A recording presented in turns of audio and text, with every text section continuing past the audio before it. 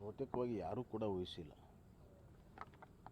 ನನಗೆ ನೆನಪಿನ ಪ್ರಕಾರ ಕಾಲೇಜ್ ಕ್ಯಾಂಪಸ್ಸಲ್ಲಿ ಹಾಡೇ ಹಗಲು ಎಲ್ಲರ ಎದುರುಗಡೆ ಈ ಥರ ಚಾಕು ಇರಿದು ಮರ್ಡರ್ ಮಾಡುವಂಥ ಘಟನೆ ಹುಬ್ಬಳ್ಳಿಯಲ್ಲಿ ಅಂತೂ ನಡೆದಿಲ್ಲ.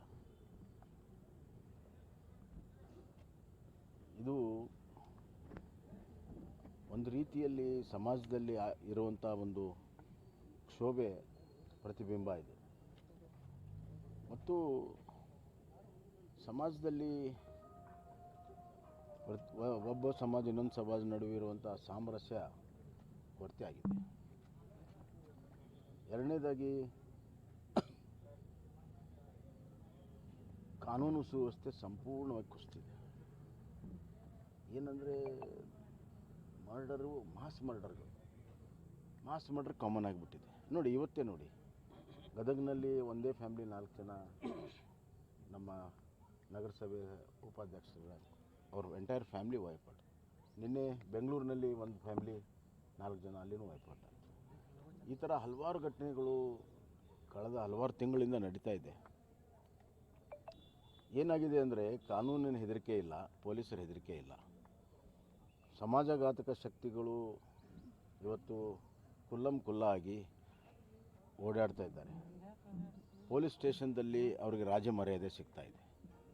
ಗುಂಡಾಗಳಿಗೆ, ಸಮಾಜಘಾತಕ ಶಕ್ತಿಗಳಿಗೆ ಪೊಲೀಸ್ನಲ್ಲಿ ರಾಜ ಮರ್ಯಾದೆ ಸಿಗೋದ್ರಿಂದ ಏನು ಬೇಕಾದರೂ ಮಾಡಿ ದಕ್ಕಿಸ್ಕೋಬೋದು.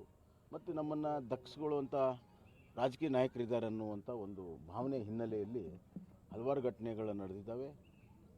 ಇದು ಆ ಮಗು ಏನೂ ತಪ್ಪಿಲ್ಲ. ಹಾಕಿದ್ದು ಪರೀಕ್ಷೆ ಬರೆದು ಬರುವಂಥ ಸಂದರ್ಭದಲ್ಲಿ ಈ ಥರ ಆದರೆ ಮಕ್ಕಳಲ್ಲಿ ಯಾವ ರೀತಿ ಭಯ ಹುಡ್ತಿದೆ ಮತ್ತು ಪಾಲಕರಲ್ಲಿ ಮಕ್ಕಳನ್ನ ಕಾಲೇಜ್ ಕಳಿಸುವಂಥದ್ದು ಎಷ್ಟು ಸುರಕ್ಷತೆ ಅನ್ನುವಂಥ ಒಂದು ಪ್ರಶ್ನೆ ಮೂಡ್ತದೆ. ಸರ್ಕಾರ ಇದನ್ನು ಭಾಳ ಗಂಭೀರ ತಗೋಬೇಕು. ಯಾರ್ದೋ ವೈಯಕ್ತಿಕ ಸಂಬಂಧ ಎಲ್ಲ ಇದು ಇಡೀ ಸಮಾಜಕ್ಕೆ, ಇಡೀ ನಮ್ಮ ರಾಜ್ಯಕ್ಕೆ ಸಂಬಂಧ ಇರುವಂಥದ್ದು.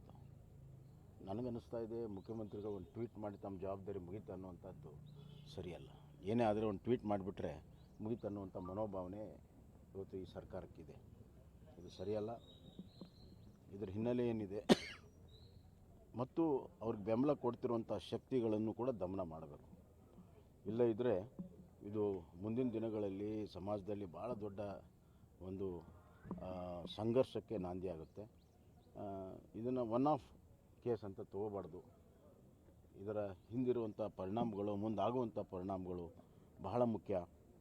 ಅದಕ್ಕೆ ನನಗನ್ನಿಸ್ತಾ ಇದೆ ಇದು ಉನ್ನತ ಮಟ್ಟದ ತನಿಖೆ ಆಗಬೇಕು. ಇಲ್ಲಿಯ ಸ್ಥಳೀಯ ಪೊಲೀಸರಿಂದ ಆಗಲ್ಲ. ನಾನು ನೋಡ್ತಾ ಇದ್ದೇನೆ ಹುಬ್ಬಳ್ಳಿ ಧಾರವಾಡದ ಪರಿಸ್ಥಿತಿ. ಇಲ್ಲಿಯ ಕಮಿಷನರಿಂದ ಹಿಡಿದು ಎಲ್ಲರೂ ಕೂಡ ನಿಷ್ಕ್ರಿಯರಾಗಿದ್ದಾರೆ.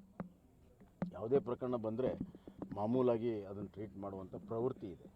ಅವ್ರ ಹೇಳಿಕೆಗಳು, ಅವ್ರಿಗೂ ತನಿಖೆ ಮಾಡ್ತಿರುವಂಥ ರೀತಿ ನಾನು ನೋಡಿದ್ದೇನೆ. ಬಹಳ ಹಗುರವಾಗಿ ತೆಗೆದುಕೊಳ್ತಾರೆ. ನಾವು ಭಾಳ ಗಂಭೀರ ತೊಗೊಳ್ತೇವೆ ಅಂತಾರೆ, ಆದರೆ ಯಾವುದೂ ಗಂಭೀರತೆ ಅವರ ತನಿಖೆಯಲ್ಲಿ ಕಾಣ್ತಾ ಇಲ್ಲ. ಹೀಗಾಗಿ ಇದು ಒಂದು SIT ಮಾಡಬೇಕು.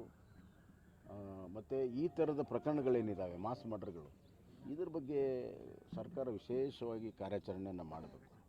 ಇಲ್ಲದೇ ಇದ್ದರೆ ಫ್ಯಾಮ್ಲಿಗಳಲ್ಲಿ ಇವತ್ತು 4 ಜನ ಮರ್ಡರ್ ಆಗ್ತಾರೆ ರಾತ್ರಿ ಅಂದರೆ ಮಲ್ಕೊಂಡವ್ರು ಎಷ್ಟು ಸುರಕ್ಷಿತ ಅನ್ನುವಂಥದ್ದು. ಇಡೀ ಸಮಾಜವೇ ಇವತ್ತು ಭಯಭೀತಾಗಿದೆ. ಎಲ್ಲ ಮಂಥನಗಳು ಭಯಭೀತಾಗಿದ್ದಾವೆ. ಆದ್ದರಿಂದ ಕಾನೂನು ಸುವ್ಯವಸ್ಥೆ ಬಿಗಿ ಆಗಲೇಬೇಕು. ಇಲ್ಲದೇ ಇದ್ದರೆ ಇದು ಇನ್ನೊಂದು ಬಿಹಾರ ಆಗ್ತದೆ. ಸರ್, ಈ ಪ್ರಕರಣವನ್ನು ಯಾವುದಕ್ಕೆ ವಹಿಸಬೇಕು? ಈ ಪ್ರಕರಣ SIT ಮಾಡಬೇಕು ಅಂತ ಹೇಳ್ತೇನೆ. ಒಂದು ಸ್ಪೆಷಲ್ ಇನ್ವೆಸ್ಟಿಗೇಷನ್ ಟೀಮ್ ಎಕ್ಸ್ಪರ್ಟ್ಸಿಂದ ಹಿಡಿದು ಸೀನಿಯರ್ ಆಫೀಸರ್ ನೇತೃತ್ವದಲ್ಲಿ ಇದಾಗಬೇಕು.